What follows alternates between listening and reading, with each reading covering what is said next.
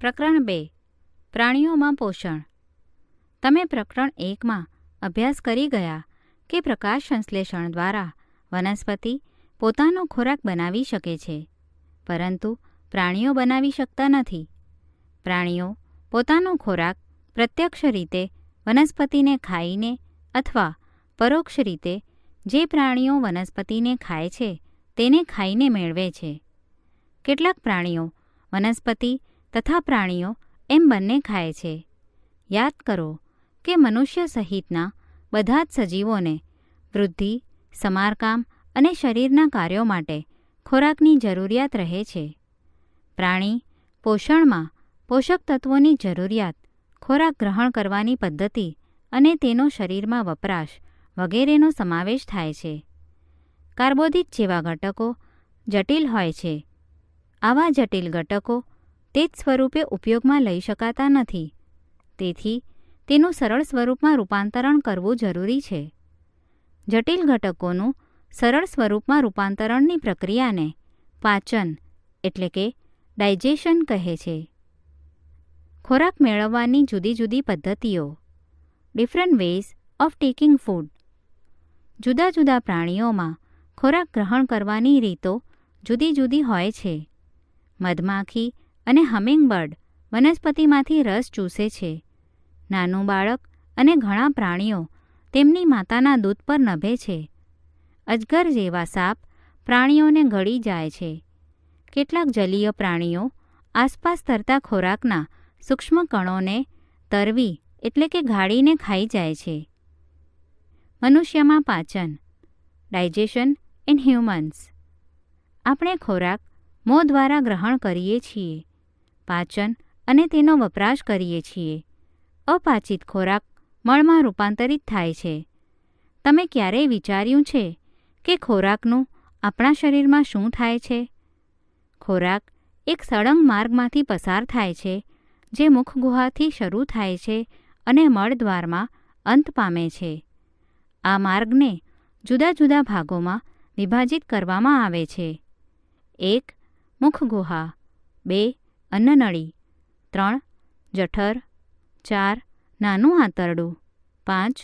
મોટું આંતરડું જે મળાશય અને 6. મળદ્વારમાં અંત પામે છે. શું આ ખૂબ જ લાંબો માર્ગ નથી? આ બધા જ ભાગો ભેગા મળીને પાચનની એટલે કે પાચન માર્ગની રચના કરે છે.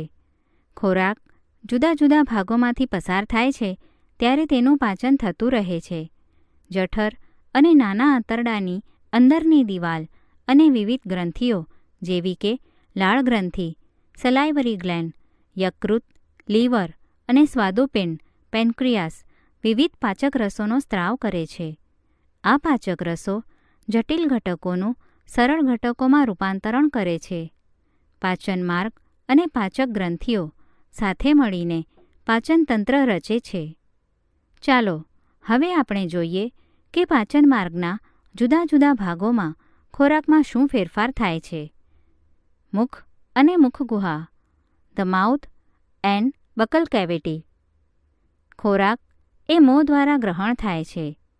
ખોરાકને શરીરની અંદર લેવાની પ્રક્રિયાને અંતઃગ્રહણ ઇન્જેક્શન કહેવાય છે.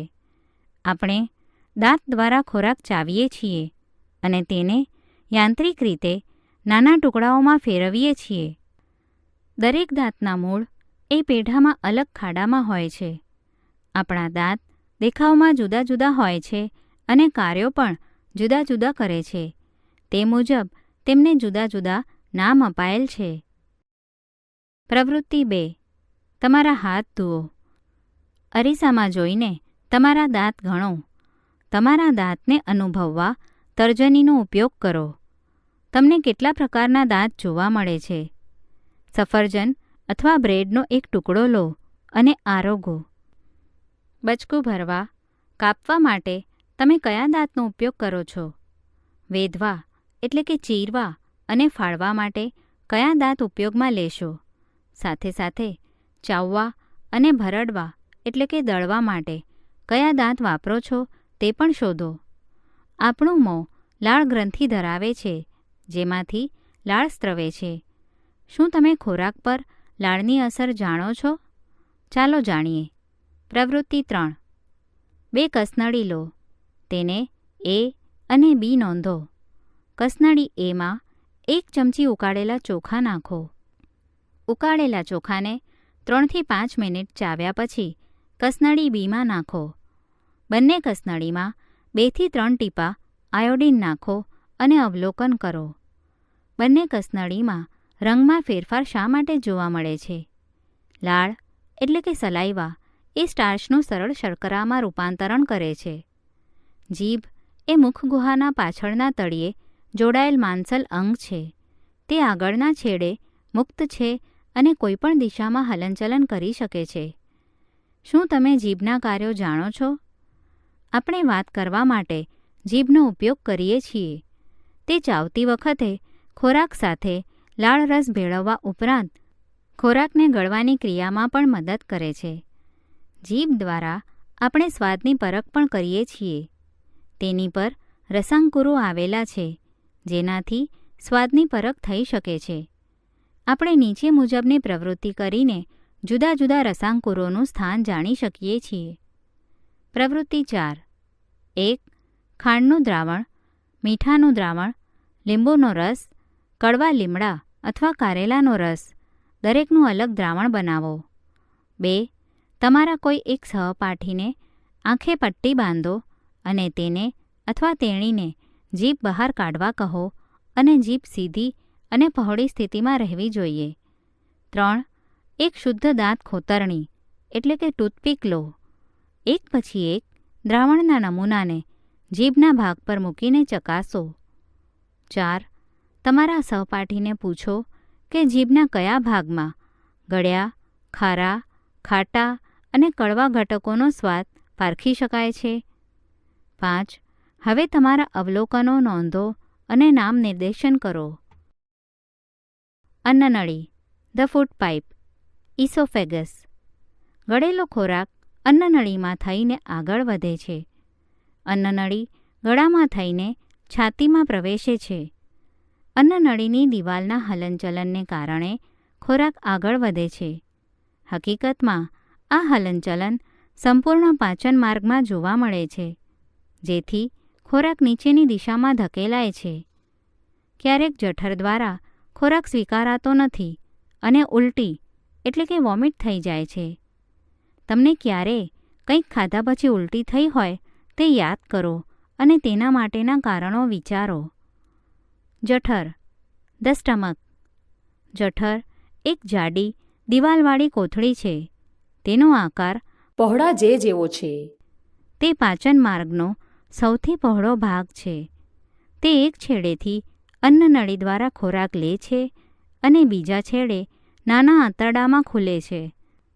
જઠરની અંદરની દિવાલ શ્લેષ્મ, હાઇડ્રોક્લોરિક એસિડ અને પાચક રસોનો સ્ત્રાવ કરે છે. શ્લેષ્મ જઠરની અંદરની દિવાલને રક્ષણ આપે છે. એસિડ ઘણા બેક્ટેરિયાને મારી નાખે છે અને ખોરાક સાથે ભળે છે અને જઠરના માધ્યમને એસિડિક બનાવે છે તથા પાચક રસોને કાર્યરત કરે છે. પાચક રસો પ્રોટીનને તોડીને તેનું સરળ ઘટકોમાં રૂપાંતરણ કરે છે.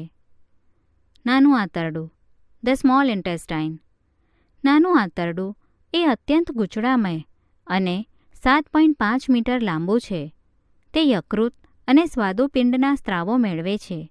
સાથે સાથે તેની દિવાલ પણ રસોનો સ્ત્રાવ કરે છે. યકૃત એ લાલાશ પડતા બદામી રંગની ઉદરમાં જમણી બાજુએ ઉપરના ભાગે આવેલ ગ્રંથિ છે. તે આપણા શરીરની સૌથી મોટી ગ્રંથિ છે. તે પિત્તરસ, બાઇલ જ્યુસનો સ્ત્રાવ કરે છે, જે પિત્તાશય, ગોલ બ્લેડર જેવી કોથળીમાં સંગ્રહાયેલ હોય છે. પિત્તરસ એ ચરબીના પાચનમાં મહત્વનો ભાગ ભજવે છે. સ્વાદુપિંડ એ મોટી અને આછા બદામી રંગની ગ્રંથિ છે, જે જઠરની નીચે આવેલી છે. સ્વાદુરસ કાર્બોદિત, પ્રોટીન અને ચરબી પર કાર્ય કરી તેને સરળ સ્વરૂપમાં રૂપાંતરિત કરે છે. અંશતઃ પાચિત ખોરાક હવે નાના આંતરડાના નીચેના ભાગમાં પહોંચે છે કે જ્યાં નાના આંતરડાના પાચક રસો ખોરાકના બધા જ ઘટકોનું પાચન પૂર્ણ કરે છે. કાર્બોદિતોનું પાચન થઈ તે ગ્લુકોઝ જેવી સરળ શર્કરામાં, ચરબીનું પાચન થઈ તે ફેટી એસિડ અને ગ્લિસરોલ તથા પ્રોટીનનું પાચન થઈ તે એમિનો એસિડમાં ફેરવાય છે. નાના આંતરડામાં શોષણ, અબ્ઝોર્પ્શન ઇન ધ સ્મોલ ઇન્ટેસ્ટાઇન. હવે પાચિત ખોરાક નાના આંતરડાની દિવાલની રુધિરવાહિનીમાંથી પસાર થાય છે, જેને શોષણ એટલે કે અબ્ઝોર્પ્શન કહેવાય છે. નાના આંતરડાની અંદરની દિવાલમાં હજારો આંગળીઓ જેવા નાના પ્રવર્ધો જોવા મળે છે, જેને રસાંકુરો, વિલાય કહે છે. શું તમે અનુમાન બાંધી શકો છો કે આ રસાંકુરોનો નાના આંતરડામાં શું ફાળો હશે? રસાંકુરો પાચિત ખોરાકની શોષણ સપાટીમાં વધારો કરે છે. દરેક રસાંકુરો પાસે તેની સપાટી નજીક પાતળી અને નાની રુધિર કેશિકાઓનું જાળું જોવા મળે છે. રસાંકુરોની સપાટી પાચિત ખોરાકનું શોષણ કરે છે.